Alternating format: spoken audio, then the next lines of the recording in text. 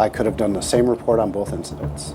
Central New York students targeted, now part of a troubling trend online. I know there's more that we don't know about. I'm absolutely sure. From the suburbs of Syracuse to rural communities in the North Country.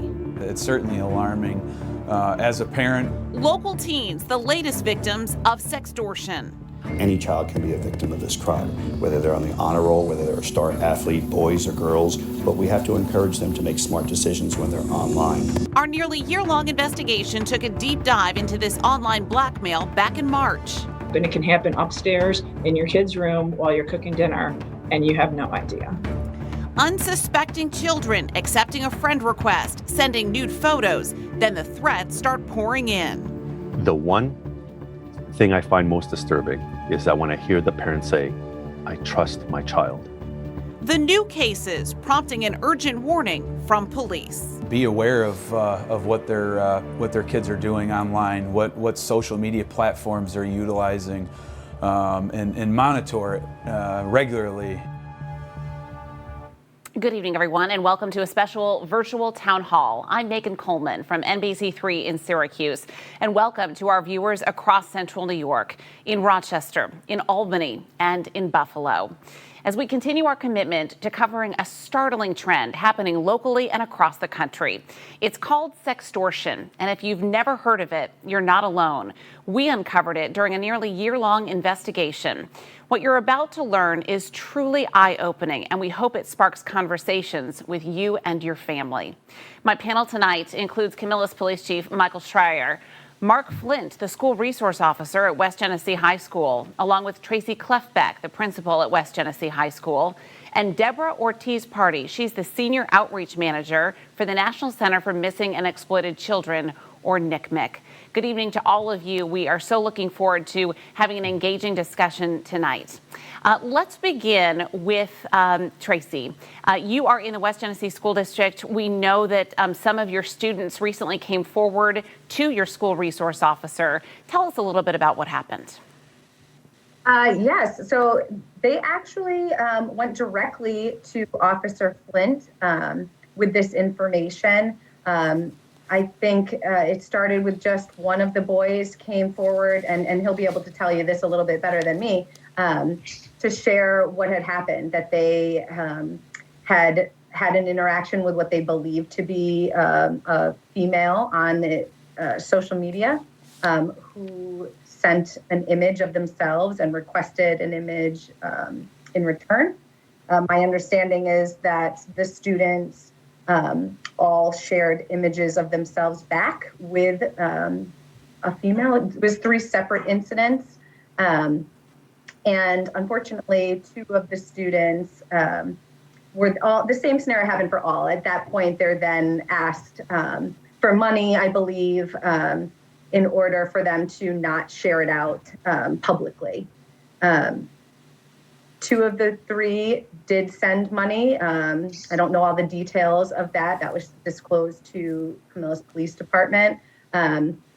But fortunately, they came forward and shared their story and asked for help, which is exactly what we hope all students will do when they're in this kind of a situation, that instead of trying to handle it independently, they reached out, asked what they could do, and Officer Flint took it from there. And of course, notified myself and notified our support staff to see how we could help these students during a difficult time.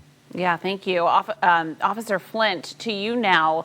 Tell me a little bit about your interactions with the student, because you heard from one, but then just a couple of hours later, I understand, another student came forward, and then you started to learn about the series of students who were targeted. I did. After the first student came forward, I thought it was an isolated incident. Obviously, I was wrong. And not 2 hours later, I was very surprised to have another student come up to me in the hallway. It was after his lunch, and asked to speak with me in my office. I said, absolutely. And it was the same type of incident. And Chief Schreier, had you ever heard of sextortion? Had you ever had an officer file a report and write that word in their report before? This was the first time that I heard about it. We've had similar similar type incidents, but using that term sextortion, this was the first time that I'd ever heard of that term being used. All right, let's go to Deborah. Deborah, because you are with the National Center for Missing and Exploited Children, certainly you guys are quite familiar with sextortion. Let's start at the beginning. What is sextortion, and what do parents need to be looking for, and what do they need to tell their children? All right, that's a lot to unpack, but we'll do our best here. Sextortion is basically when an individual will solicit for child sexual abuse imagery from a child.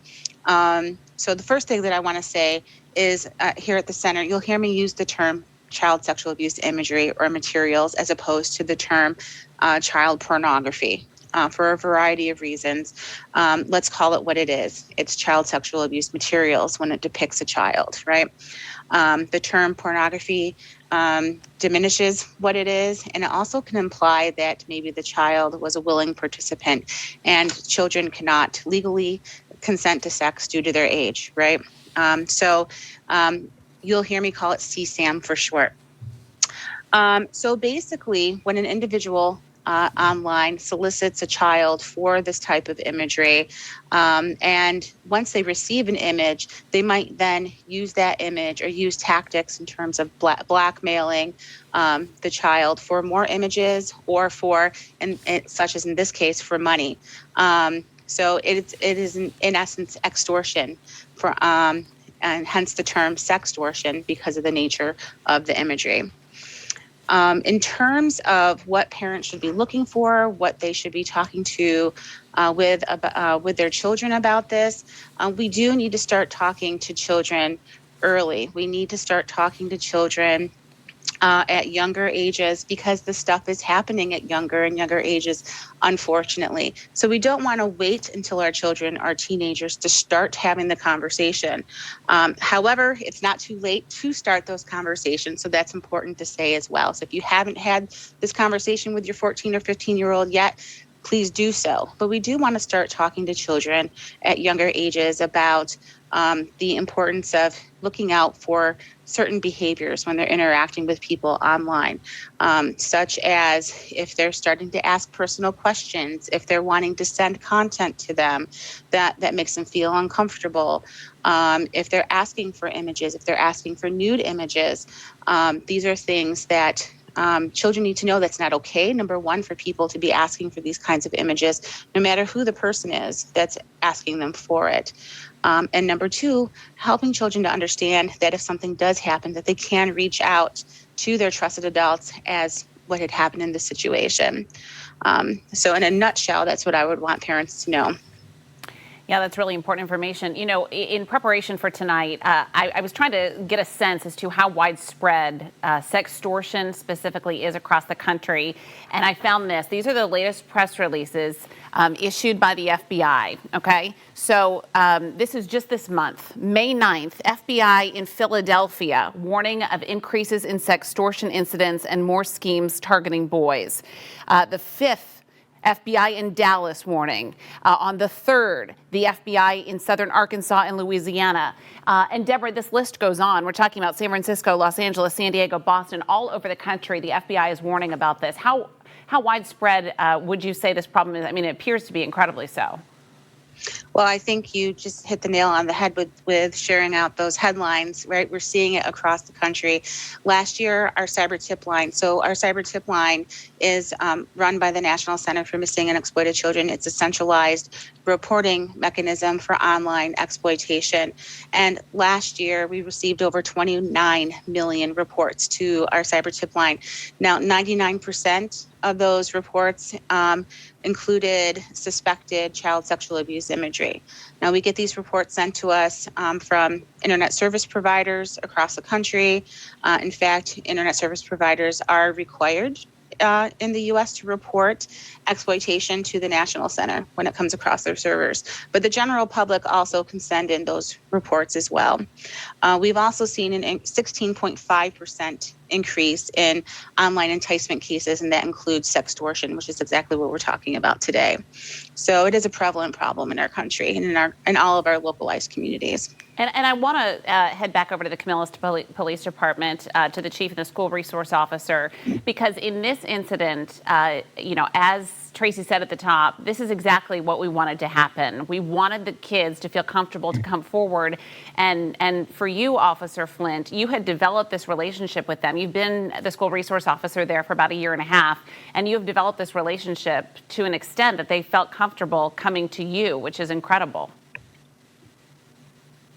It all starts with a good morning and a smile.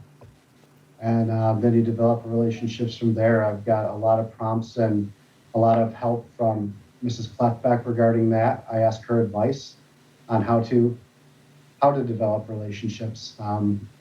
Doing all the time on the road, you didn't really have the time to develop the relationships you do with these kids, because they have them 4 years, and that's a long time. You're seeing the same person grow. So I asked for a lot of advice from Mrs. Kleckbeck and the staff. Now, all of this started for us investigating when we learned about the deaths of 2 teens in the North Country, Riley Bastard from Potsdam and Shylin Dixon from Heuvelton. In their cases, these children felt so cornered that they ended up taking their own lives when they became victims of sextortion. These are photos of Riley during certainly much happier times. Chief, to you, when you hear that these kids were able to come forward before things escalated, before these kids went into panic mode, and potentially this turned out differently, that must be incredibly gratifying to you to know that these kids had that level of trust to come forward to your officer. Yeah, absolutely. He's certainly a resource.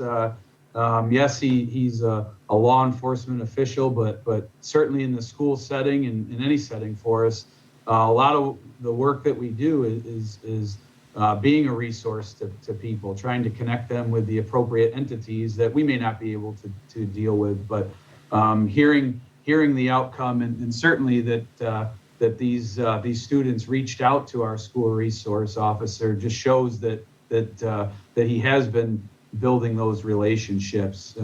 We've been very fortunate in Camillus and West Genesee School District to have school resource officers currently, but even prior to Officer Flint going into the high school, who have developed relationships for many years. So he has taken an approach and he's built on that. And it just goes to show you that relationship and him being there as a resource is certainly working, and kids are feeling comfortable with him. And that's the case in a lot of school districts. You see the work that they're doing, and as Mark said, it starts with a smile, and it only goes from there in a positive way. So they're all making those connections, and that's important. There's someone that kids can certainly go to for advice and support when they need it the most. Yeah, and Tracy, to you, not every kid necessarily feels comfortable going to their own parents. And in fact, a lot of times these kids feel so embarrassed, by what they've done that they don't want to go to their mom or dad. In addition to someone like Officer Flint, the school resource officer, who else at the school might be another person that kids could turn to in the event that they do become a victim of this? We have been very fortunate to be increasing the number of support staff that we have at the high school. We have 7 counselors. Currently, we have 4 social workers, 2 school psychologists. We have Helio Health that has an office within our building as well that we're able to connect students with. We have a Promise Zone specialist. There's a lot of different adults that we've brought into the high school with mental health training.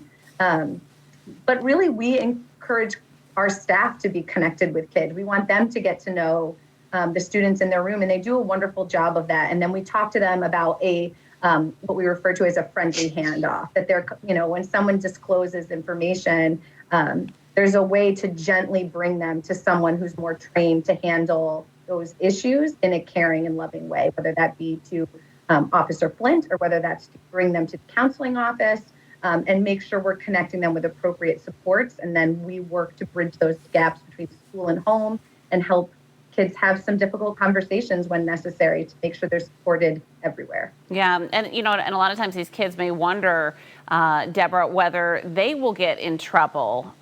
If a child has concern about that maybe they might get in trouble if they come forward and say, I sent these nude photos. What do you tell them? Yeah, there could be a lot of barriers for young people to reach out to their trusted adults, even if they know, yes, their parents care about them and love them. They've been having all these conversations about online safety. They still might feel like, oh, I could get in trouble because maybe I broke a rule and got myself into the situation, or maybe they're really embarrassed or ashamed about what's been going on with them, or they're just afraid of having the plug pulled on their technology and they won't be able to be connected with their friends. So there's a lot of barriers sometimes for young people to reach out to a trusted adult. So we encourage young people, to maybe practice what they're going to say to their trusted adult when they reach out to them, helping them to understand that, yes, these conversations might be tough, but if you don't get it out, if you don't talk to somebody about it and tell them everything that's going on, they're not going to be able to help, right? So reaching to those trusted adults, practice what you're going to say, be very clear about what they want the adult to do for them. So whether are they asking for advice? Are they just looking for a listening ear? Do they need to help them make a report? So being clear with their intentions, and trying to stay calm in the moment too. And I think it's really important for adults to remember that bit of advice about staying calm also. Because especially as parents or as trusted adults who have that longstanding relationship with a child, it can be really hard to hear about something like this, but about a child being victimized. And there could be a lot of emotions going on inside for the adult as well. So it's really important to try to stay calm on both sides when having these conversations and to really listen. So, I really think my advice would be both for the kids and for the adults involved. Yeah, and continue those conversations. And, it's not just sextortion, which obviously is very specific, but child exploitation, as you noted, in general has just exploded with more kids on the internet, we know, during the pandemic. Yeah. Let's talk a little bit about some of the common ways that these predators target children and then groom them. We know that in the case of Riley Bassford in Potsdam, he took his own life within 24 hours of getting that friend request. But oftentimes in many of these cases, these children are groomed for days or even weeks. So can you talk to parents a little bit about how that works? Yeah, so sometimes it's a process. Sometimes the inappropriate asks happen very quickly. Other times it develops over time. And so, grooming is also relationship building. That's what these predators are doing. They're also building relationships with the children that they are targeting. They're going to be their friend. They're going to be good listeners. They're going to be very complimentary. They might offer gifts. They might want to take conversations from one platform to another. So for example, if they met in an online gaming platform, they might try to hit the child up on Snapchat. What's your Snap? Let's talk privately on Instagram. And then those conversations start happening in a more private forum where there's no monitors. And that's where it can become dangerous, because that's when those conversations can start becoming very inappropriate. And that's where those inappropriate asks can start happening as well. So especially when you start getting into live streaming, video chatting, there could be capturing stuff on the other end with video without the child even knowing. Once those conversations get into those private forums, it can become even more dangerous. But it definitely can sometimes take a lot of time for all of this to unfold. And to the child, it might not feel like they're being groomed. They might not realize what's happening in the situation. They might think this is my friend, or if it takes a romantic turn, they might think this is my boyfriend or my girlfriend. Sometimes they know they're talking to an adult. Sometimes they don't know that they're talking to an adult when the conversations are taking place. But once that conversation starts turning into a romance, or that individual starts asking for images or starts sending images, Obviously, those are huge red flags, but hopefully trying to catch that beforehand. When children are asked more personal questions, when they're asked to go into a private chat, those should be red flags right then and there. I barely know this person. Why are they trying to get to know me? Maybe I should be talking to a trusted adult about this.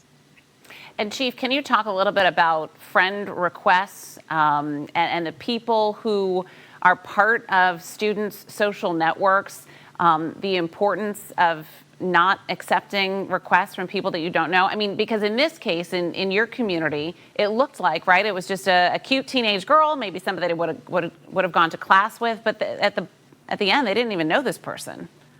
Right. Yeah.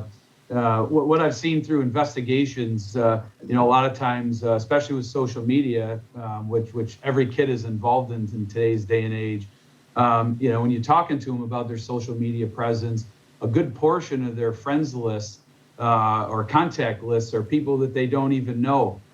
They just click follow and or they accept people or allow people to follow their social media, and they've never even met them.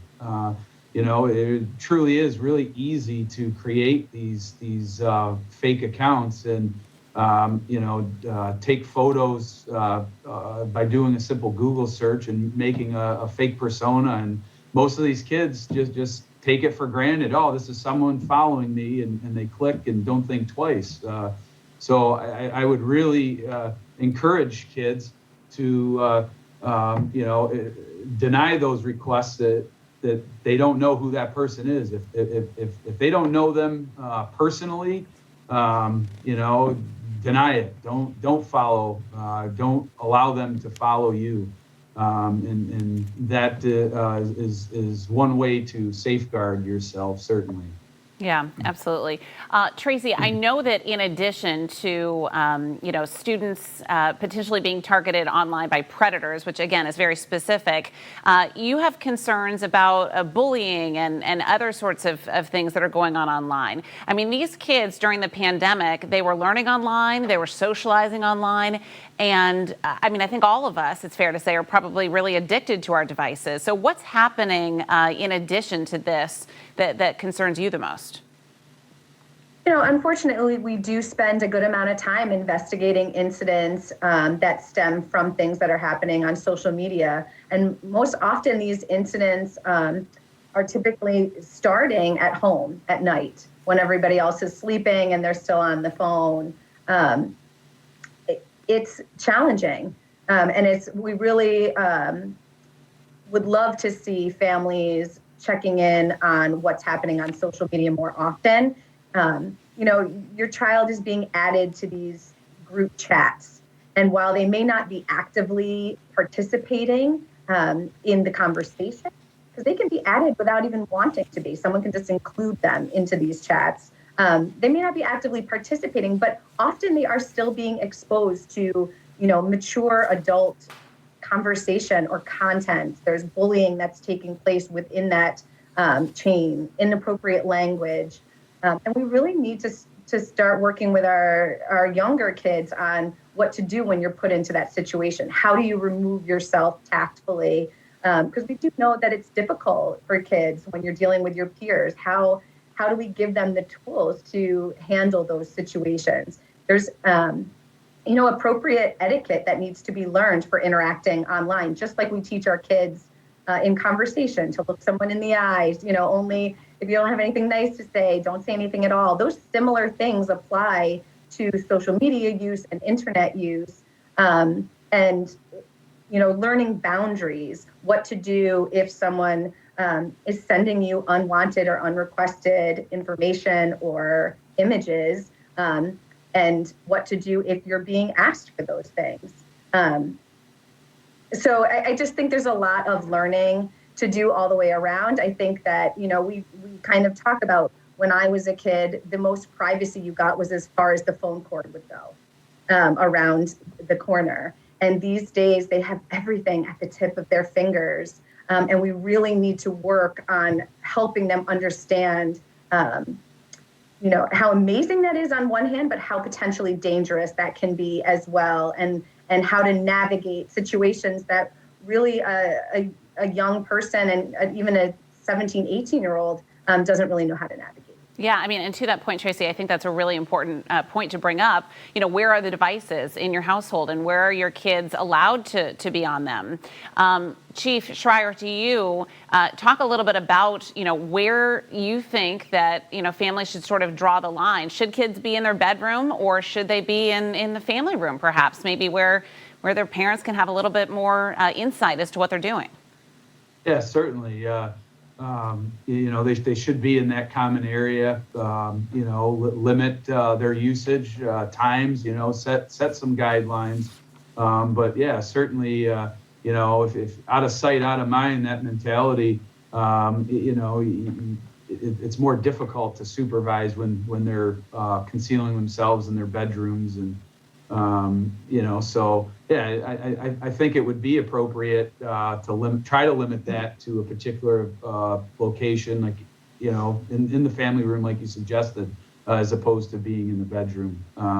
You know, give them you know, the hard part with mobile devices. You can go anywhere, as Tracy said, and the information is right at your fingertips. So try to limit some of that.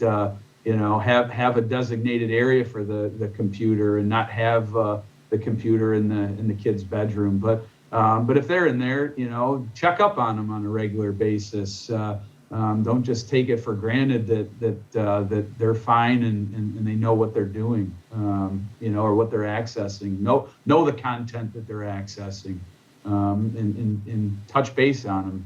Yeah, and I think, you know, at the end of the day, everybody wants to trust their kid, but as the cybersecurity expert I interviewed during the special said, that's one of the most dangerous things that parents can do.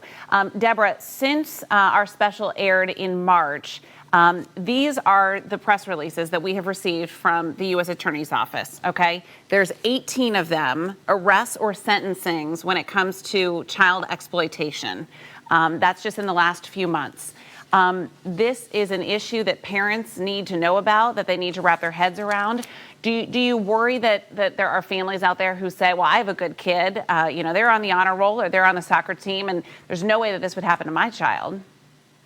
Yeah, I worry about those households very much. And, you know, I think that, you know, this is a type of issue that can hit any household, regardless of that household status, where they live, socioeconomic differences. This is something that can hit any household.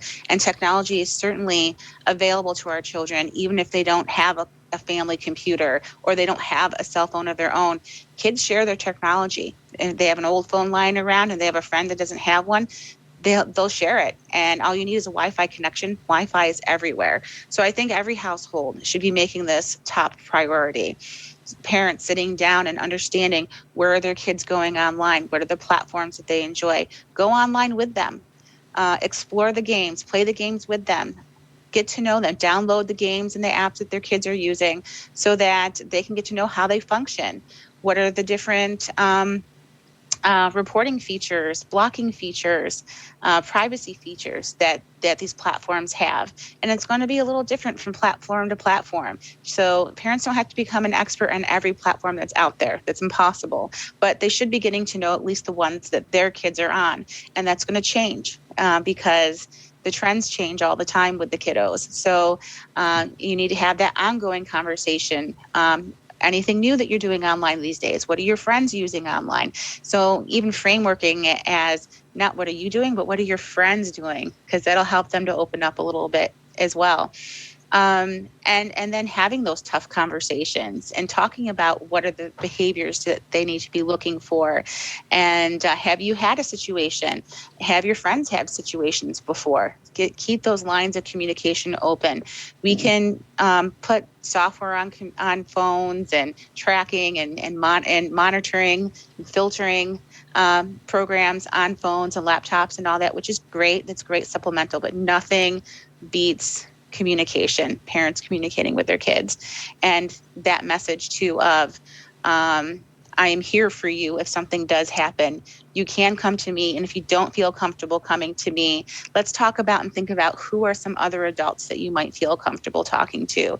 It's also very appropriate to share the cyber tip line with young people as well. Kids are capable, and sometimes when they do have that kind of barrier from reaching out to their trusted adults, if they know that they have a place that they can go to report an incident, so helping kids understand how to use the reporting and blocking features of the apps and games that they're using, but also how can they make a report to, say, the cyber tip line if something were to happen as well. And we do get reports from kids to our cyber tip line directly at times. And Officer Flint, since you were on the front lines of all of this and these kids had come to you, is there something that you've learned from your conversations with those students that might be helpful for other families to know or to hear? Just understand that every online persona may not be who you think it is, no matter if they send you pictures. You can find pictures on Google and make people believe you're somebody you're not, and they need to be aware of that. I know they're getting attention, and they want attention, and and they don't care. Well, they may care, but they don't understand who it's from. So that online persona may not be who you think it is, and obviously in these cases they're not.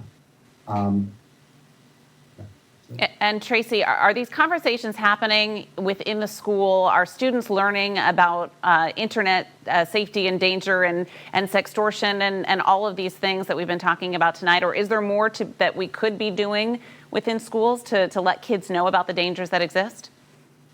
I think there's always more to do. And as Deborah said, things are changing and evolving all the time, and we need to continue to evolve with it and educate ourselves. I know the administrative team is learning almost daily something else that exists that's out there, and how these programs are used. When we're doing investigations, we often have to go through these programs and figure out where things are stored and which ones delete automatically after it's read, and how things are shared. We have a social media navigating current events course that was added a couple of years ago. And I do think there's more that we can do. I think that certainly as we learn these things, as we learned about sextortion, we sent notification out to families in the community to make them aware of what was going on as a warning, to be aware and to check in with your kids and check in with what they're doing online. We don't want to see this happen to a single other student in our district or anywhere. So we're always looking for new ideas and new ways to reach kids. And it's a part all the time of one-on-one conversations with kids as we're helping them navigate social media and internet issues. We talk about safety, we talk about never sharing. Assume that anything you do, write, say, photograph, and put online can and will be shared at some point. So, it's difficult in high school. Friendships, come and go. Relationships come and go. And it's very real, and it's their perception of how strong those relationships are and friendships are in that moment. But as we know, relationships pass sometimes quickly in high school, and what you thought was the love of your life isn't. And if you've shared information, pictures, photographs, those things have a way of finding their, coming out. So we really have a lot of conversations about no matter what, no one should be asking you for those things, and you shouldn't be sharing them. And really just trying to prepare them. We hope it never happens, but we want them to be prepared for it if it does. Yeah. And then Deborah, to you, let's talk a little bit about the resources that NCMEC offers, because I know that you guys go into schools. You have all kinds of resources on your website if the school district wants to, have that shared within their health class or one of the other curriculum. Tell us a little bit about how NCMEC is trying to reach students. Yeah, absolutely. So we have a website, or a portion of our website. Our website is missingkids.org.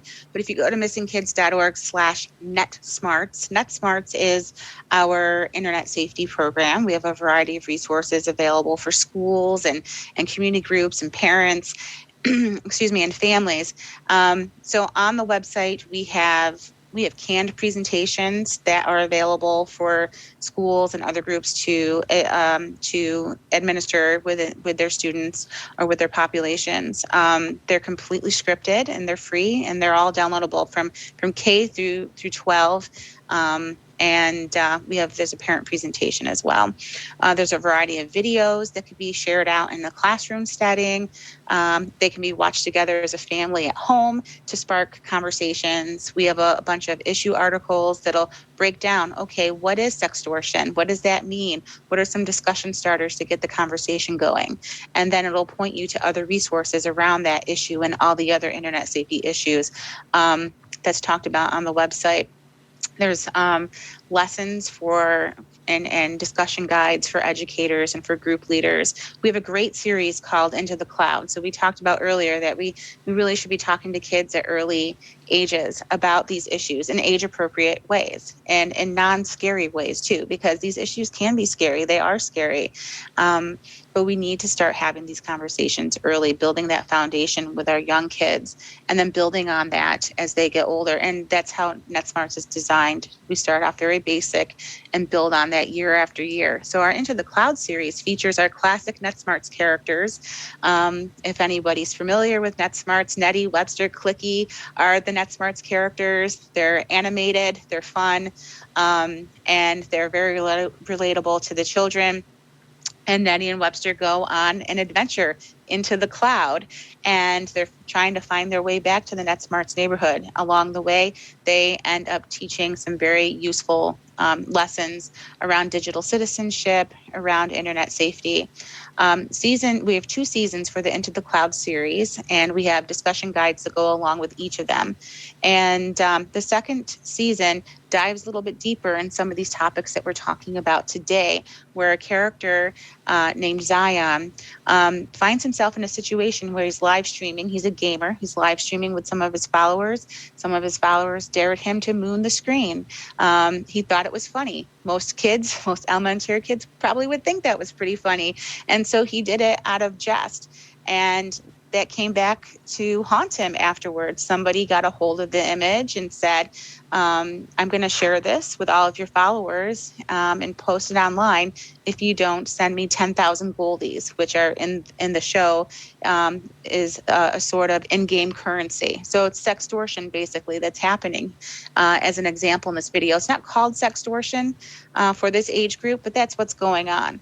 And so now Zion's struggling with, how do I reach out to a trusted adult? How do I get help? What do I do? He's afraid of getting in trouble. And so children see this, and they also watch how he gets supported. He overcomes this, he makes a report, and there are steps that he could take to make things better and to prevent it from happening again. So a great model for kids to watch. So I encourage folks to check out our NetSmarts resources, our Into the Cloud series, implement it in the classroom, implement it at home, and then build upon that as they get older with some of our other videos and vignettes and resources and tip sheets that are on the website. And, if folks want to learn more about how they can use our resources, schools and community groups are welcome to reach out to us. And we'd be happy to take time to talk with professionals on how to use our resources. We'd be happy to talk about maybe doing a presentation for parents.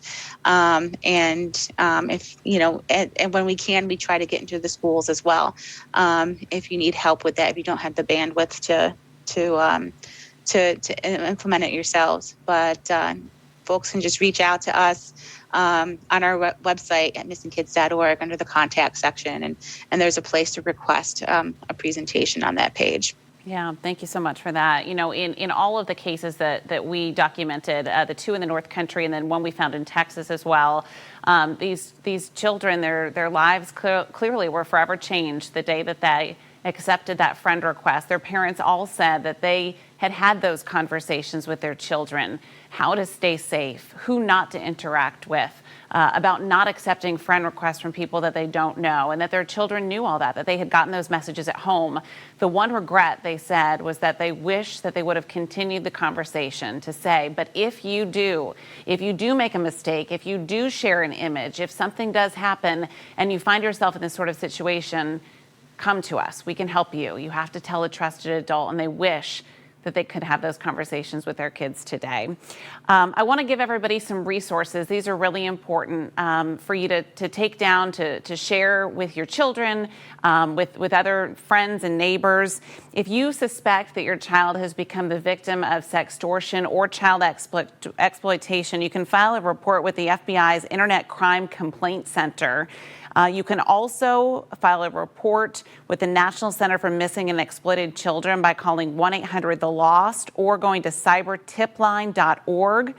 And we do want to note, again, because in the 3 cases that we documented, the 2 in the North Country and the 1 in Texas, these kids felt so desperate when they became victims of internet blackmail that they took their own lives. So if you know somebody who is in this situation, if you're having thoughts about harming yourself or you know someone who is, make sure to talk to someone.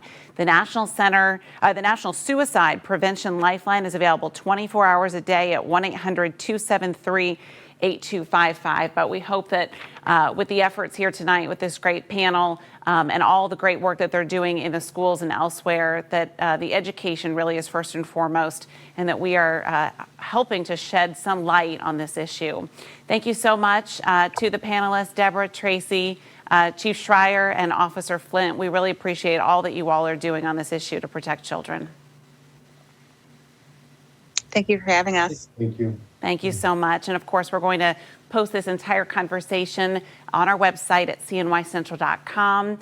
Thank you so much for joining us tonight for a special town hall, Sextortion, Central New York students targeted.